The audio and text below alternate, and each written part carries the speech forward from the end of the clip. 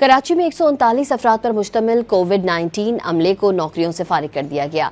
MS service अस्पताल और DH और साउथ ने अहकाम जारी कर दिए। मजीद जानते हैं डॉन न्यूज़ की नुमाइंदा अनम मशकूर से। जी अनम। जी बिल्कुल, ये 139 अफराद पे मुश्तमिल अमला है जिनको जो है भर्ती किया गया था कोविड-19 के दौरान। इस वक्त सिंध गवर्नमेंट सर्विसेज हॉस्पिटल और डिस्ट्रिक्ट साउथ में जो ये अस्पताल में काम ये कर रहे थे, अपने फराइज सर अंजाम दे रहे थे। ताहम MS सर्विसेज हॉस्पिटल और साथ साथ DHO साउथ ने ऑर्डर जारी कर दिए हैं।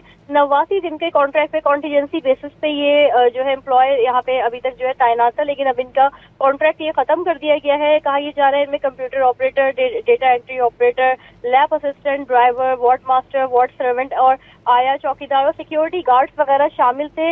इसके बाद जो है सूरत हाल ये है कि इन लोगों ने एहतजाज भी किया है और जो है अपनी कॉन्ट्रैक्ट की बहाली के लिए भी ये जो है जमा हुए हैं, लेकिन कहा यही जा रहा है कि स्टाफ की कमी के बावजूद इनको जो बर्तरफ करना सरासर जो है नाइंसाफी है। जी अन्ना मजकूर अपडेट कर रही थी, आपका शुक्रिया।